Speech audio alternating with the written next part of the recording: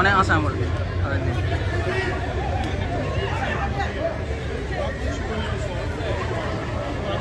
Monsieur le ministre.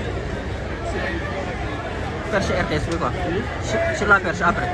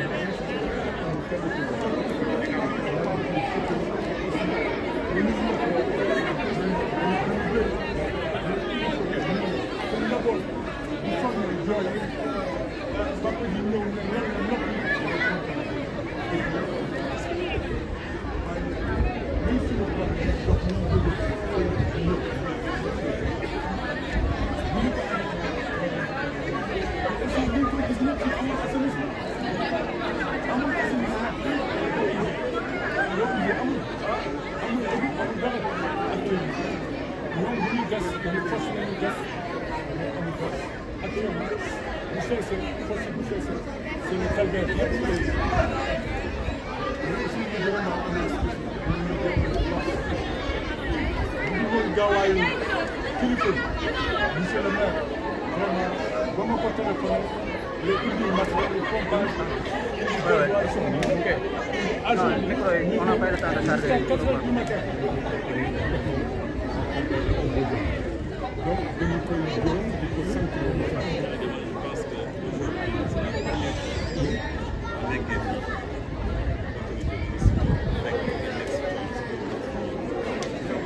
loolu aussi dañu si remercier monsieur le ministre ba mu ñëwee Oustaz Amar imam Amar c'est le président des imams de la commune des Parcelles Assainies yàlla def mu dëkk fi mu nekk mooy jàpp ba mu amee rek la jël ndox mi président ndox mi fii la mu jël wax boobu je crois que am na njëriñ ndax wax boobu mu wax cri de cœur boobu mu def moo indi lii cri de cœur boobu moo tax ministre bi jóg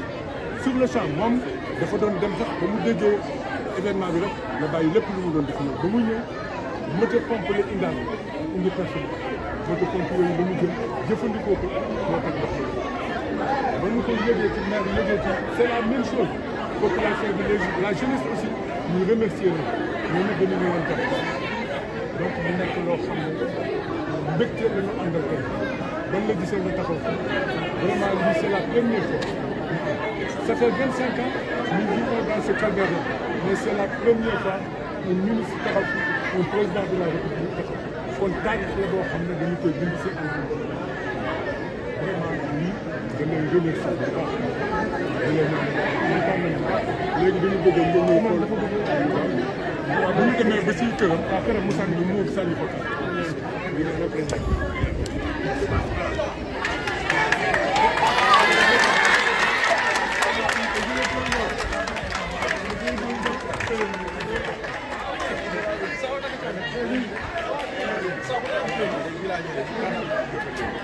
très bien.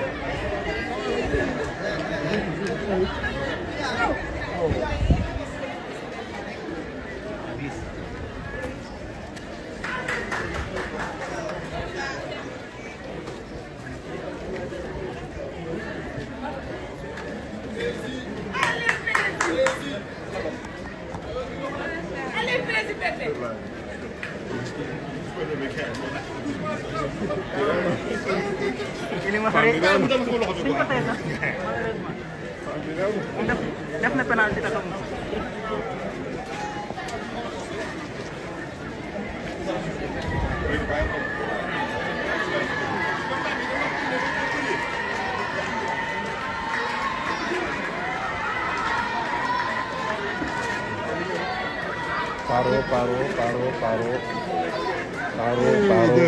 Paro, siap deh.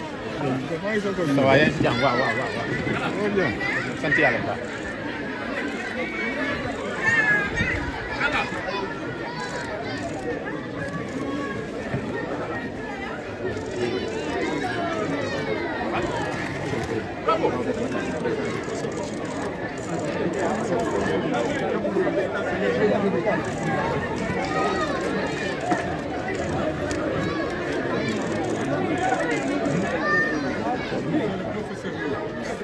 dafa def tour ba ci ginnaaw dégg nga waaw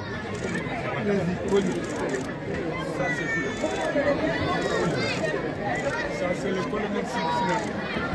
C'est un colonel de retraite. C'est un notable du quartier. Voilà, très bien.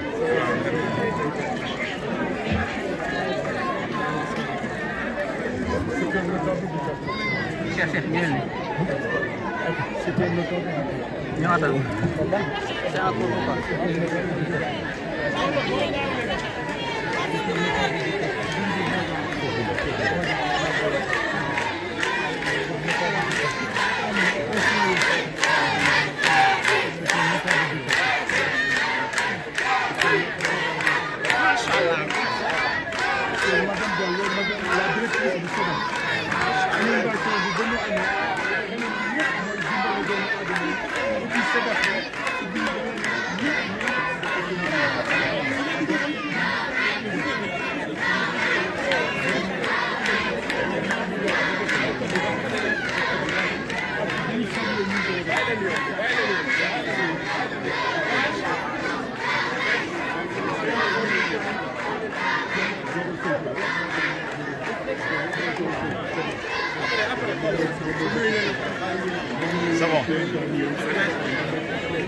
ñu nuyu ba pare rek.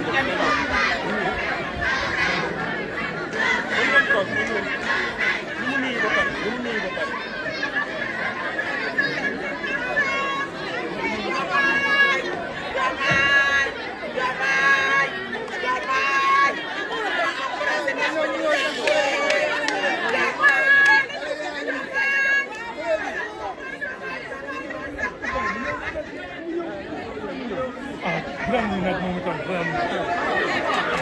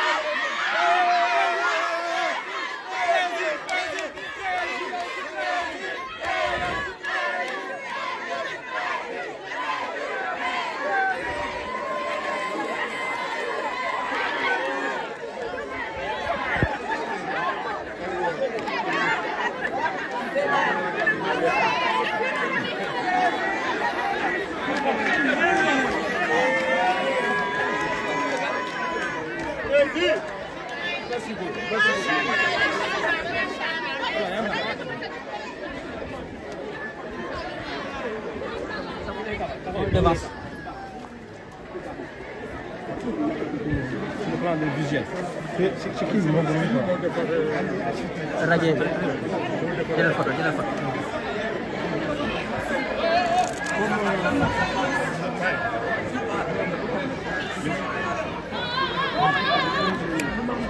Comme ni ma ko waxee woon fii mooy kër boo nekk nii moom moo defoon message bi démb si biti moom dafa sinistre gis nga këram dara génn y a 3 maisons yii fii si ginnaaw seen dara génn mais yàlla def na y a pas de mort wala am na fitu ba amal mais mur bi dafa daanu daanu si kaw mu dara yàlla def ci kër si léegi monsieur le président dañ lay bàyyi président des imams Oustaz Amar ñu am kàddu gi ñu si sant. Monsieur Chamé. ñu ngi lay nuyu bu baax di la bégee di la wàcc sa wàcc nga di am mbégte moo xam ne dama ko bokk ak tous les collectifs des imams de la communauté Parcelles Assainies di am mbégte ci sa teew si fii di la sant nag d'abord ginnaaw bu ñu sant yàlla parce que dañu nekk fi pendant 30 ans de xeex ak inondation man ak délégué de quartier monsieur le maire ak waa dëkk bi yëpp kon tey am nañ ci expérience boo xam ne luñ ci wax mën nañ ko dégg mais tey lañ doog a am autorité président de la République dégg problème bu mel nii mu soldat lem ñëw taxaw mastawu askan wi c'est la première fois mu am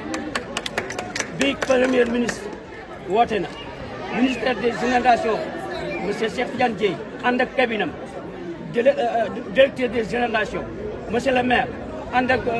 mbooleem ñi nga xamante ni ñoom lay liggéeyandool ñoom ñëpp ñu ñëw ànd ak ñun ci ndox mi c'est la première fois mu am parce que musuma wuute fii pendant 30 ans mën naa la wax nawet bu nekk nombre taw ya mu taw mën naa la ko wax c'est parce que ñun ñoo doon taxawee ndox mi mais lii nga def tey ñun yëg nañ ko imam yi yëg nañ ko délégué de quartier yëg nañ ko population bi yëg nañ ko dañ lay sant di la ñaanal beneen bi ci des mooy ndox mi comme ni ko délégué waxee buy ñëw ndox mi dëkkul fii mi ngi jógee Cité de Mer Nord Foire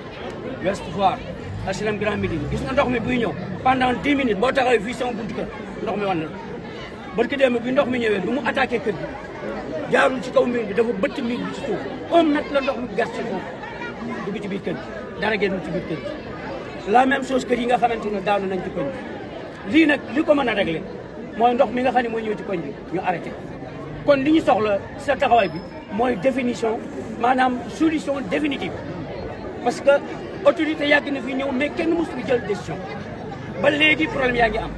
ñu bëggoon nag kuñ jàppale ñu am solution définitive solution bi mooy lan mooy ndox mii di ñëw nañ ko kar croisement 26 lay départ di ñëw buy ñëw xale bu mu romb ci yoon mën na la daane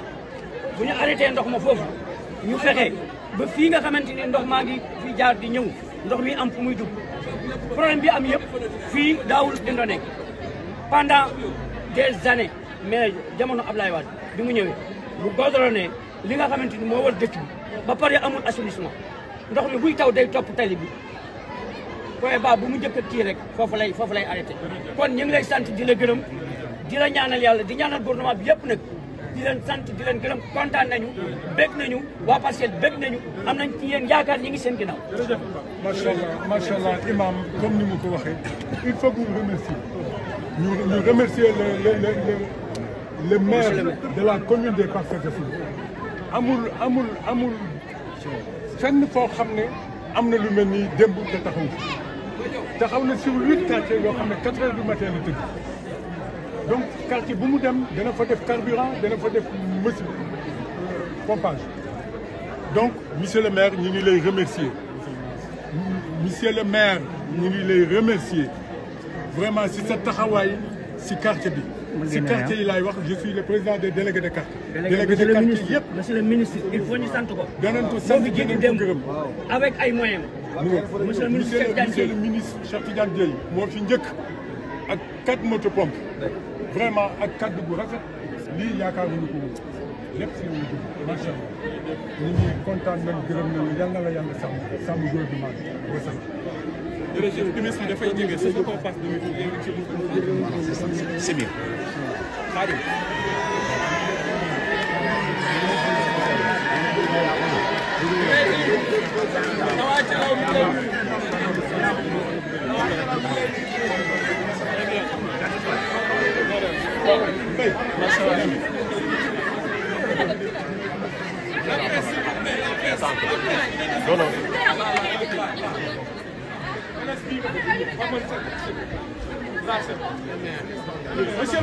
Monsieur le maire waaw bàyyi ko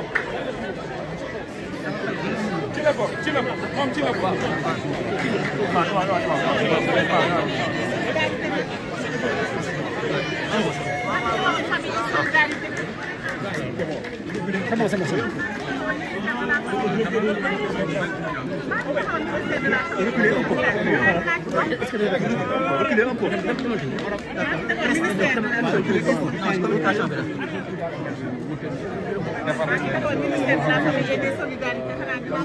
may ko noppi mi ngi wax di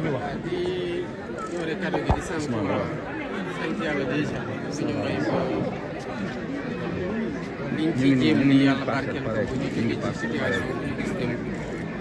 ak situation bii ñu ngi pass doon wax li waral déplacement bi ñu ñëw bokk ak waa Parcelles Assainies surtout fii natt gi nga xamante ni yàlla teggee nañu mu doon li fi ndox mi def dem ci inondation waaye ñëw tamit ngir masawu leen ñëw ngir won leen ne lu ñuy gis diggante démb ba tey muy effort muy autorités yi def muy autorités locales yi monsieur le maire ak équipe muy monsieur le ministre ak administration ministère de l'hydraulique et de l'enseignement yëpp ONAS ak direction yëpp ñi nga xamante ne ñu ngi yëngatu ci gérer lii di inondation ñu félicité leen gis tamit seen résultat boobu di leen ci encouragé bu baax ñu ànd ceeg population bi ndax ñoom tamit desuñu gannaaw ci li nga xamante ne mooy lii effort ci génne seen bopp ci situation bi ñu nekk kon dañu leen di masaw bu baax di encouragé acteurs yi nga xamante ne ñu ngi dugal seen loxo ba situation bi mën a évoluer positivement li ci tegu nag mooy jafe-jafe yi ñun xam nañu ne lan moo ko wiir ndax ñi fi nekk di ko dund ay mat ñaar fukki at ak juróom ñi nii dem fanweeri at xam nañu évolution bi nu mu demee waaye am na ci loo xamante ne am na ba pare am loo xamante ne fii lañ ko fekk ndax fii ku ko gis par rapport ak fi ñu wax montagne la dafa xóot ndox bi yàlla tamit bu wàccee bëri ci suuf foog mu am fu mu jaar te buy wàcc day topp fi gën a kawe di dem fi gën a suufe loolu moo waral ndox mi di mujjee fii yëpp waaye démb bi ñuy gis imam muy wax ànd ceeg maire di xuus di masoo population bi ñeneen ñi ci quartier bi tiis gu métti lañ ci am ndax loolu yëpp dañu koy jàppale ci suñu loos la gàlloo ñu war ci trouver solution moo tax ci moment boobu laa woo ministre de l'hydraulique et de l'assainissement mu ne ma maa ngi nii di wàcc génn guma sax avion bi waaye maa ngi lay defal situation bi léegi waaye ku gis démb heure bii démb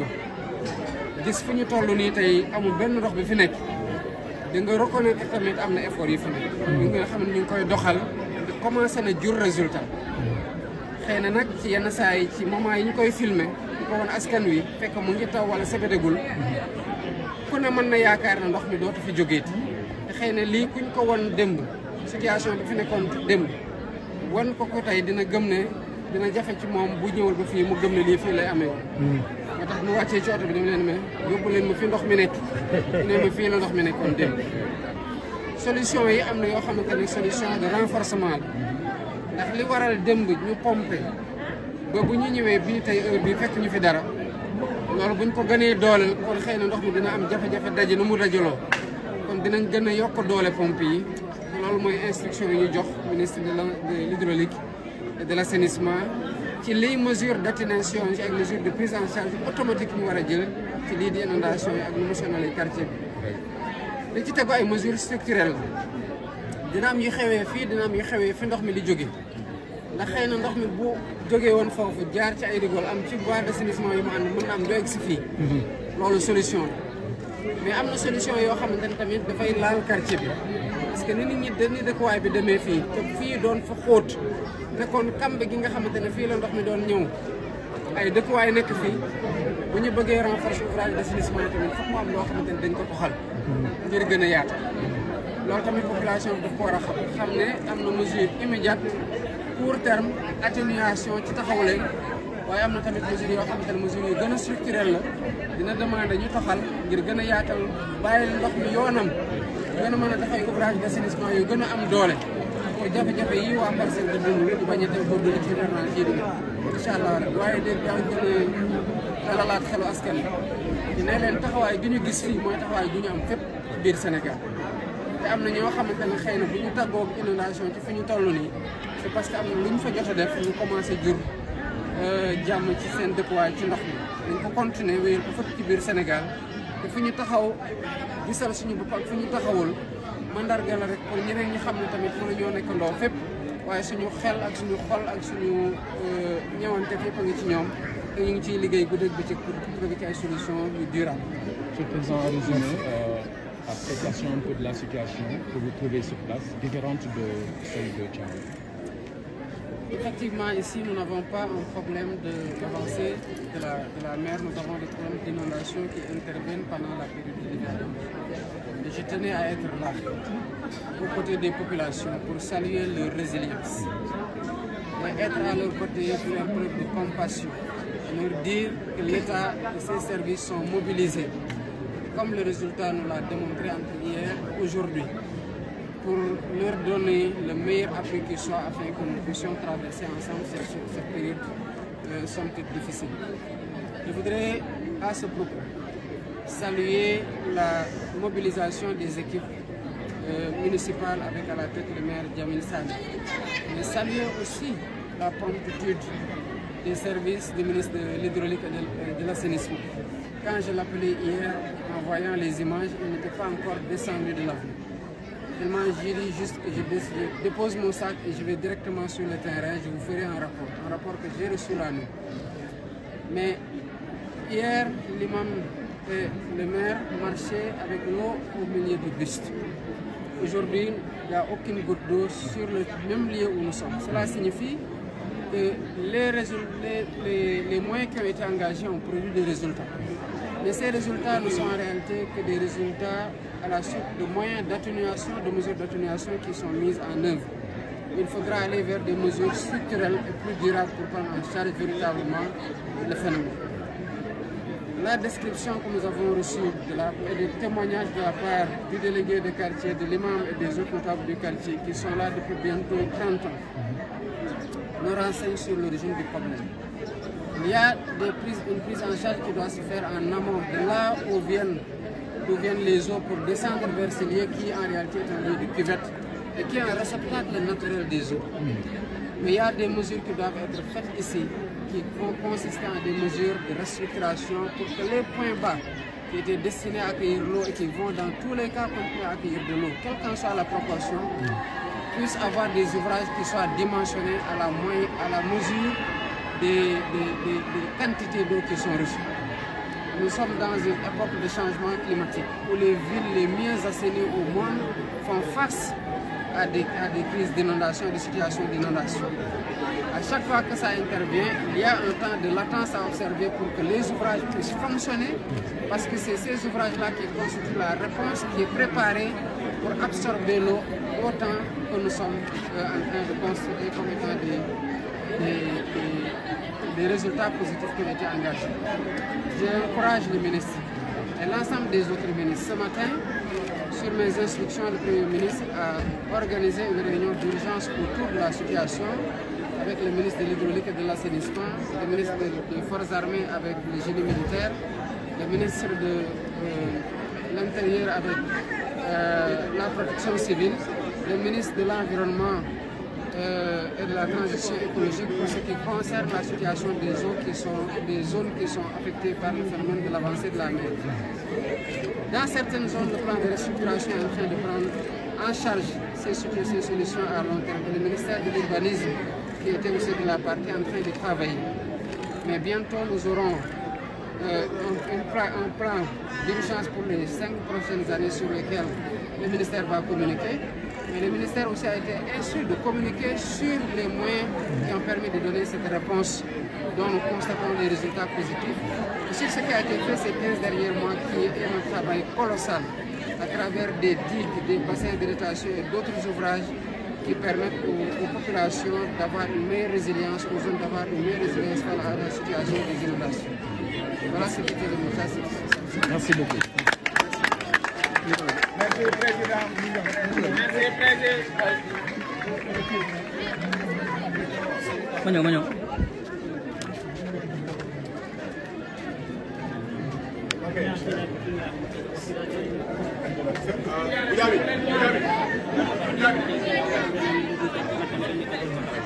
ربنا لا تؤاخذنا إن نسينا أو أخطأنا ربنا ولا تحمل علينا إصرا كما حملته على الذين من قبلنا ربنا ولا تحملنا ما لا طاقة لنا به واعف عنا واغفر لنا وارحمنا أنت مولانا وانصرنا على القوم الكافرين بحرمة اللهم يا مسهل الشديد وملين الحديد لين لنا ولين لهم بفضلك وجودك وكرمك ما في أيدي العبيد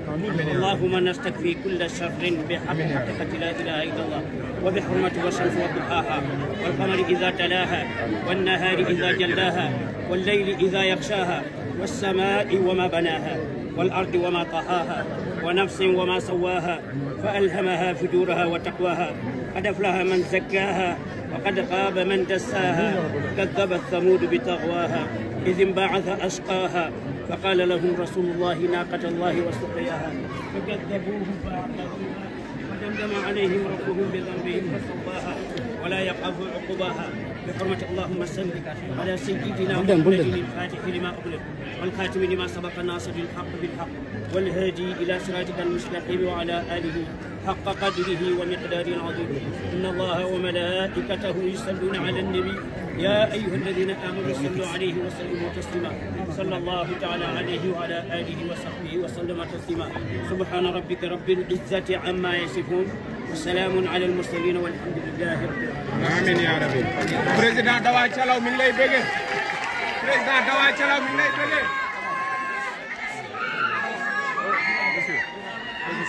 Monsieur, s'il vous plaît. On est venu à la délégation.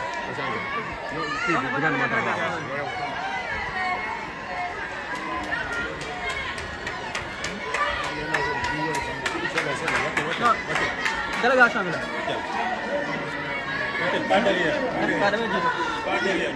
D'accord. C'est bon, ma gars. non si délégation bi la damay devancer